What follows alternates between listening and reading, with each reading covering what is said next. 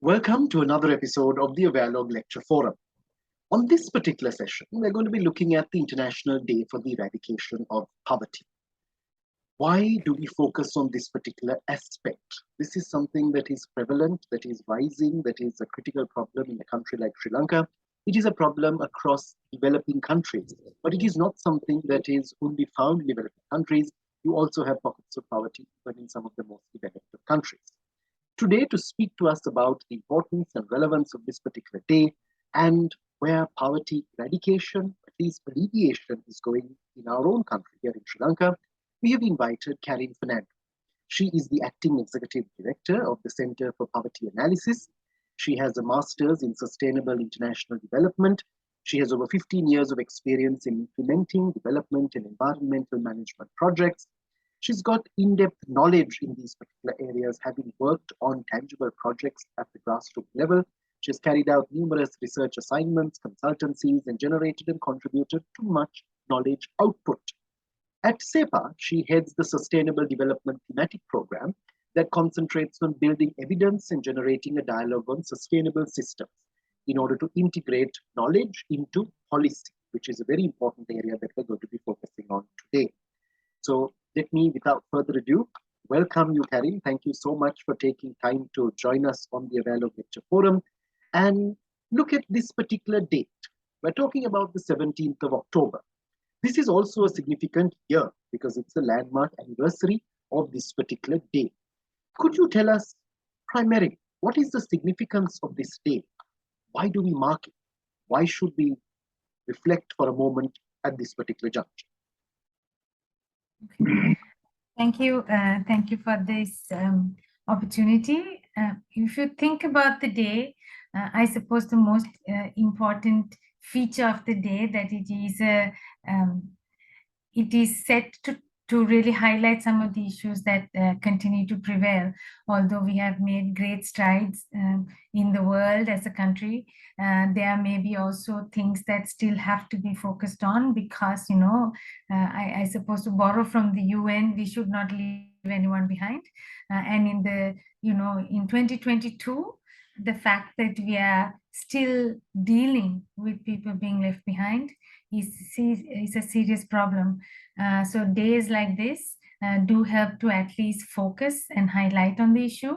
And actually this year the theme is one around dignity, which also is an aspect that is very important because it is not only about income or about like your health status, but really whether you have things like dignity of labor, dignity of life, which also really impact how people see you, how you see yourself, which is actually more important. And those also really are aspects of poverty, because really poverty is not a unidimensional thing, it's a multidimensional feature. So I think the idea that it is about dignity is also quite important. So I think the fact that there are days like this do really allow us also to, I suppose, bombard social media and other types of information channels at the importance of looking at this issue. Absolutely there, Karin. I mean, when we look at international days, I'm sure every day of the year is some kind of international day. But at least we are woken up once again. We are asked to reflect upon the significance of the work that is being done to alleviate, eradicate a very critical factor in society. There's no country in the world that is probably going to say they are bereft of poverty. But of course, there are some countries which are having this on a much larger scale in terms of how they deal with it and what they're doing. If we look at Sri Lanka, if we look at as a country where we were, where things were in the past, and how things have changed now, how would you reflect upon it? Well, if you look at Sri Lanka over time, we have made significant strides in poverty reduction. If you measure it by the official poverty line or the lines used by international standards, or even if you look at what are called multidimensional lenses. So Sri Lanka was doing well in the sense of making having a reduction of poverty on a yearly basis. And actually, Sri Lanka even climbed from a low-income country into a middle-income country in 2019. But unfortunately, in 2020, we were actually downgraded to a lower middle-income country, which also kind of shows the reversal of where we are heading with this. So we were impacted by COVID, now we're impacted by the economic crisis, and now the trend is seeing a different trajectory, unfortunately. Interestingly, for Sri Lanka, the issue is also that things like income inequality and some of the non-monetary deprivations like health, even things like access to water, even though we were making lowering income poverty, these things actually did persist over time. And now we will see, unfortunately, these issues are becoming more exacerbated, and income levels are actually going to rise. So these are really quite concerning, and it will really be very difficult in the next few years, because all these, we will see like an upward trend. When we look at disparities geographically, if you look at Sri Lanka, if you look at what is happening within the country or in the region, how do we stand? What are your thoughts on that? Let me address the question of disparities within the country, because actually, if you take Sri Lanka in South Asia, Sri Lanka was doing really well compared to other countries, and now we are not doing as well. But actually, I'm not really very sure, because there aren't numbers from everywhere that have still done these comparisons. So I'm not able to answer your question about the region, but let me tell you about what we're seeing in terms of like the geographic spread and things. So we've always had a geographic disparity. This is not something new. There are certain parts of the country that have better services, better infrastructure, better jobs. So those areas tend to do better. So the place, Western province, for example, or the Southern province, where actually, if you look at the percentages of people in poverty, we were doing better. Those regions did do better, but still it does mask, you mentioned this before also, this idea of poverty pockets. So even in the Western province, it doesn't mean that poverty doesn't exist.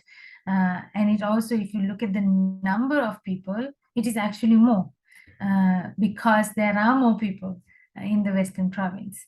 So now what we are seeing is actually very, even in places like the Western province, that poverty will increase. Things like access to food, because of the inflation, because of the cost of food, areas that were more urbanized, for example, people are having to pay more for their food. So these are some of the other issues that have come up because of the economic crisis.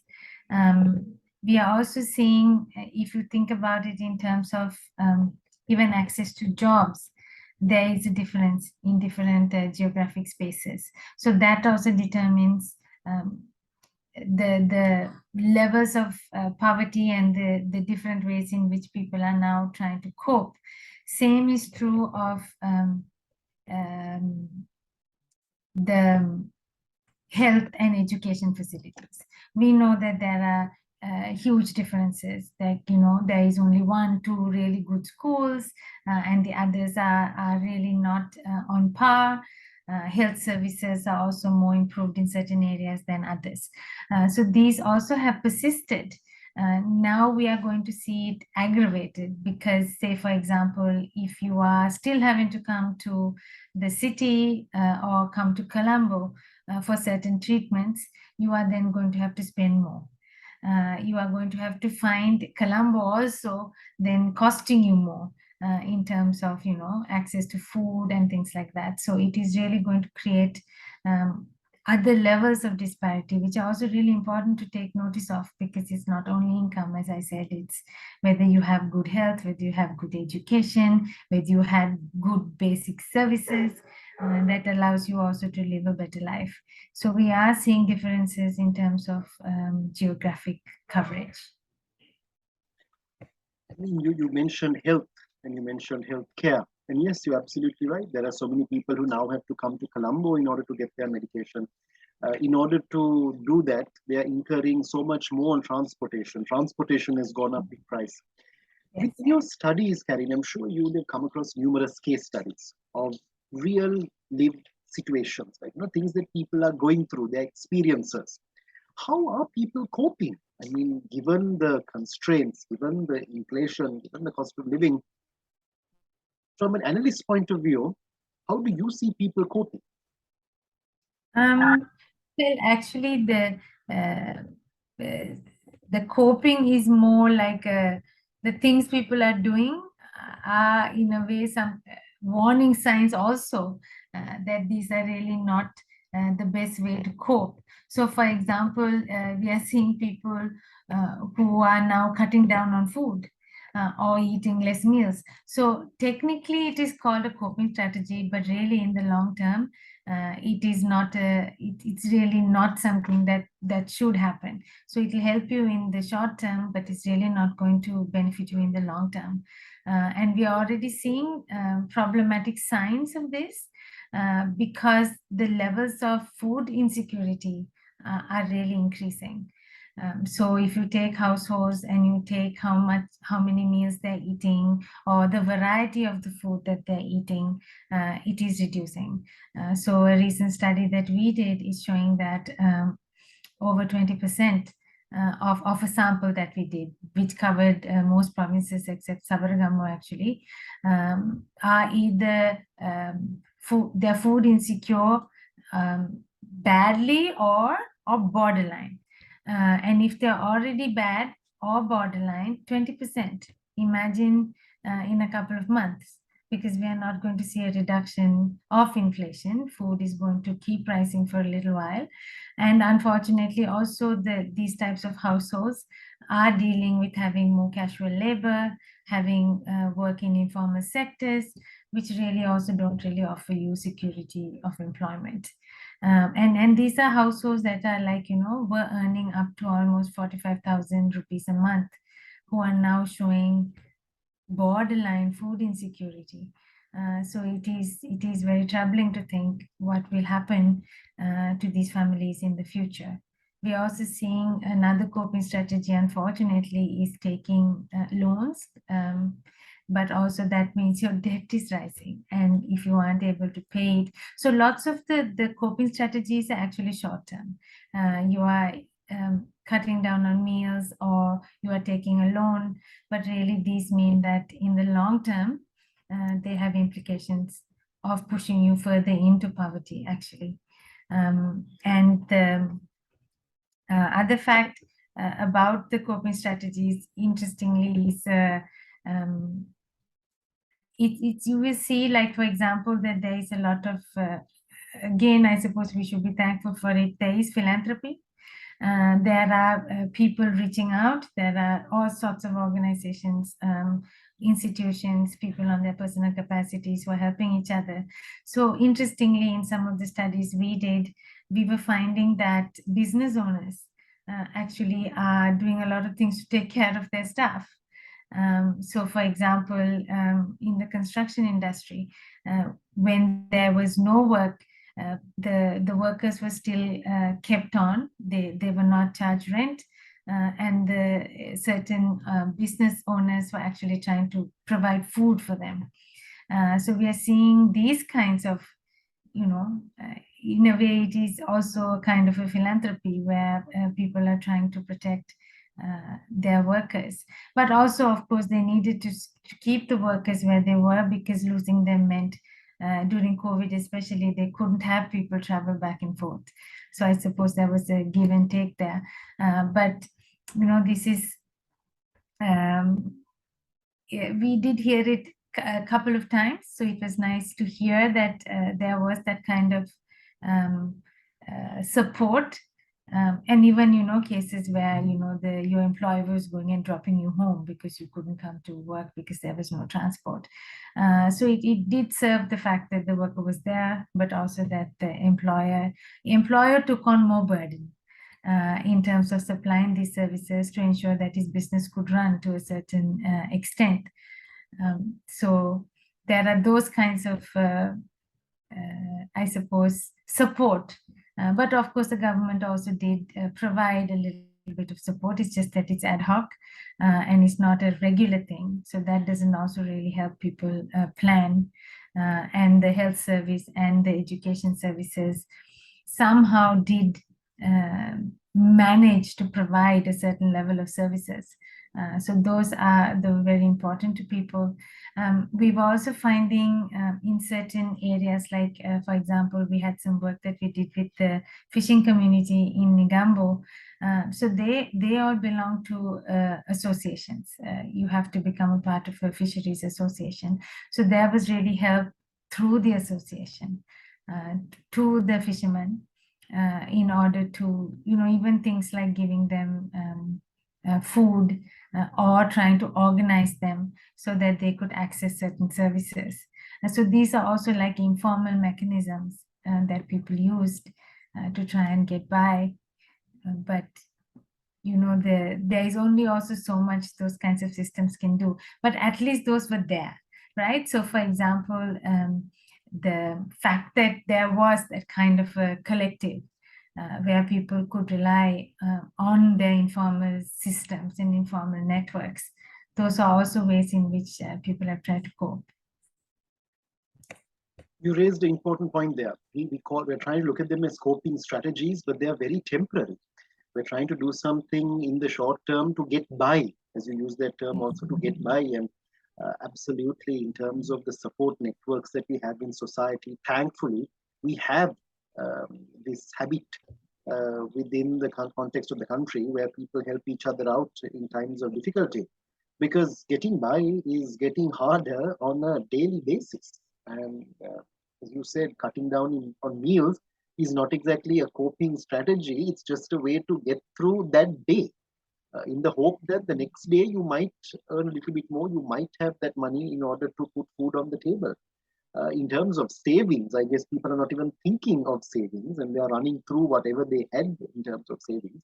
And I guess these are going to have a bigger impact in time to come. You also raised the measures that are being taken by the state and other stakeholders. If you were to reflect on that a bit, Karin, and tell us, you said that there are certain programs that have been initiated, certain measures that are being taken. What are some of these and how effective have they been? So, for example, the school meal program. It is something that was started by the state. It has been supported by, development agencies for a long time. So we've had this kind of, either there was a glass of milk at one stage, and then there was summer portion, etc.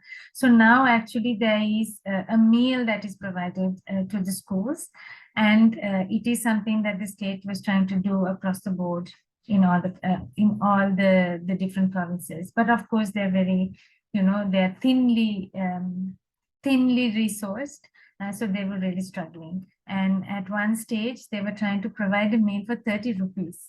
I mean, with the levels of inflation, how are you supposed to give a decent, nutritious meal for 30 rupees? I believe now it is at 100 rupees or a little bit more. So the state is giving a certain part of it, and there's also lots of other organizations that are actually now adopting schools and trying to supplement where the state supplement some of the programs as well. So that is kind of like an interesting intervention that hits two birds actually, because it helps you with health and is also keeping children in school. So if you want the meal, you have to come to school. So they're seeing that more children are coming because of the meal. I really hope the education they're getting is also, worth coming to school. But the fact that it is keeping children in school is actually also, an interesting outcome of a school meals program. So yeah, that is one of the ones that has been there for a long time and is still continuing. Other types of services, I mean, I'm not going to say that, some of these perfect and that those kinds of safety nets, they do need to be reformed.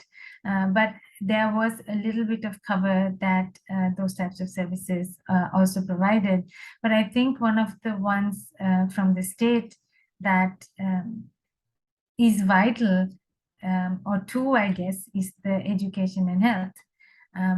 It is technically free, and it does really reach out to a whole bunch of people who otherwise will not be able to be covered by the private services. Especially now, I mean, the cost of the health services has gone up so much. The cost of drugs have gone up so much. I mean, there's also lack of drugs. So the fact that the state system is still trying to at least provide some level of support is actually something that is very necessary and something that should not become underfunded in the future. So things like health and education should get priority. There is also now a fear that we would make choices only based on economic outcomes. But really, if we don't worry about health and education, it's not going to be sustainable over time. And there's a lot of criticism right now that we have a huge defense budget and we have a really small health and education budget. So we should really think about our health and education budgets because they should not be cut. When you spend on education, you don't see the result immediately. When you spend on health, you have a healthy population, which is actually reducing some of your other expenses that you have to face as a country. And these are things which have to be examined and with effective measures. Otherwise, it's not going to yield the results that we would like to have. As we look ahead, Karin, from an analytical point of view, you've been involved in this field for a considerable period of time. You've been working with some of the key stakeholders. You've gone to the grassroots. You've met with people. You've heard their stories. You've understood their experiences. What do we need to do immediately in the short to long term? Of course, I guess we talked about some of those coping strategies, which are not the most effective, but at least those have been done. But as we go ahead, what do you think should be done in a very concrete manner to deal with this situation in the short term, but also look at the long period ahead of us? Okay. I mean, definitely the fact that the health and education arms of the state need to keep that service is essential if we are going to get through the crisis now and also be future ready. Then they also need to improve, I mean, efficiency is not as good. Quality, we know, is quite varied in both services. So those kinds of things also need to be addressed. Because you can't still have certain schools that are much better than other schools. Certain schools don't have science streams when the country actually really needs people who are more technically qualified. So those aspects are really very important. They should not be sidelined for other reasons. And talking about education, it is also really important to have skilled labor. We are at a point where we are seeing a huge brain drain. People are leaving, people who are technically qualified are going. So if you are not really, again, thinking about investing in those types of services to the people that remain, then also getting by is going to be quite challenging. And, in the end, it's not only those people who have better skills that then can earn a better income. Those are the ones who also then provide certain services like, doctors, teachers, who also then allow the people who are at the, the low end of the spectrum to also get the services that they need. So it is something that needs to be invested in. We should also talk a little bit about safety nets. The thing is, there is all this debate about how we should give safety nets and what might work better than others. We have heard so much about the problems we are facing with something like the Samurti, because the targeting is an issue, and there is all this political influencing of the system. But really, I mean, you know, whether we go for a targeted system or a universal system, there has to be the minimum that we have to cover is that there has to be some sort of a protection for people who are unemployed or seeking employment. You can't bet your life without really addressing that aspect of it, and without any protection to help you get by when you're either unemployed or seeking employment. It's quite difficult. The other aspect is for elders. So not that we are saying everybody else doesn't matter, but as a bare minimum, having something to support elders. And we know that Sri Lanka has a higher population of elders. And you know, now what we are finding is, because lots of them were anyway in the informal sector, they continue to work. So they don't retire at 60, 65. Some of them are working at 70. So really, I mean, that is not a good thing to see. And they're the ones who end up having also more health issues. So making sure that they're covered also for things like health is important. So at a bare minimum, the safety net should cover at employment levels, the unemployment aspect, and cover elders. I mean, and you know, it should be a gradual process. You know, right now, you can't fix everything, but at least, you know, have the ambition that this is the bare minimum and we have to work towards capturing all other aspects. Ideally, I mean, you know, universal protection is something to aspire towards. But to get there is not going to be something that you can just put in place, you know, just like that. And you have to work towards it gradually. So those are the kinds of steps that we need to take. So even if we are in a crisis, not doing those kinds of things is not good for the country in the long term. Definitely, Karin. Thank you so much for really enlightening us on some of the steps that are being taken, some of the measures, how effective they are. You talked about the glass of milk, the packet of lunch, samaposha, whatever it may be. There was a bun given at one time with a glass of milk. These actually make a difference. And yes, children sometimes are coming only for that, but that's something for them. Otherwise, they get nothing. And sometimes in their homes, they're scrambling to put one basic meal, one nutritious meal. I guess here the whole question is not about the nutrition, it's about the basic meal. They're not even thinking of nutrients. They're not thinking of a nutritious, balanced diet. Those things are probably gone out the window a long time ago. And these are areas that need to be addressed, and these are issues that need to be taken up. So in keeping with the theme, in keeping with the whole idea of not letting anyone be left behind, the whole notion of dignity, this is what we need to come back to in terms of this year's theme, this year being the 30th anniversary of this particular day as well. When we talk about the International Day for the Eradication of Poverty, maybe we might not be able to eradicate it, but at least we can alleviate it. And I guess that is what we need to work towards, to improve the lives of people so that they can live dignified lives at the end of the day. But thank you so much, Karin, for taking time to join us. Thank you for sharing your views, and thank you for the good work that you're doing through CEPA in order to create that much more awareness and share this awareness with people, so that hopefully policymakers, stakeholders who are involved are going to take note and are going to make a difference in the lives of each and every person living in this country and who is going through extreme hardships on a daily basis. So thank you once again, Karin, for joining us. Thank you. Thank you, George, for giving me this opportunity. Most welcome. That was another session of the Awarelogue Lecture Forum, where we focused on the International Day for the Eradication of Poverty. This is being marked on the 17th of October.